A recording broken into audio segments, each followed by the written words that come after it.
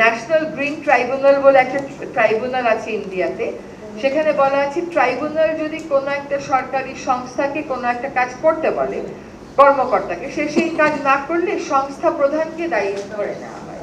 তো এইখানে is just the other way round. আমার মনে হয় যে এক হচ্ছে যে আমরা প্রেক্ষিতটা বর্ণনা ঠিক করে করি, দুই হচ্ছে আদৌ এই কমিশনের দরকার আছে কিনা সকলে একটু বসে চিন্তা করি, তিন হচ্ছে জেলায় জেলায় ট্রাইব্যুনালের আমি কোনো যুক্তি দেখতে পাচ্ছি না, ইটস মেকিং মি স্কেয়ার্ড।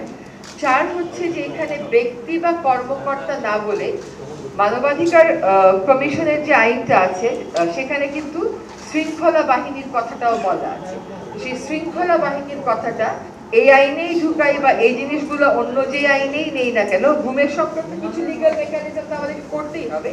যেখানে করি সেখানে শৃঙ্খলা বাহিনী কিন্তু আমাদের থাকতে হবে, কারণ বেশিরভাগ গুমের ক্ষেত্রেই গুম কমিশন যে তদন্ত করছে সেখানে তাদের একটা দায় আছে। এই চারটা জিনিস আমাদের কিন্তু গভীরভাবে ভাবতে হবে, ছোটখাটো বিষয়গুলো আমরা পরে কথা বলে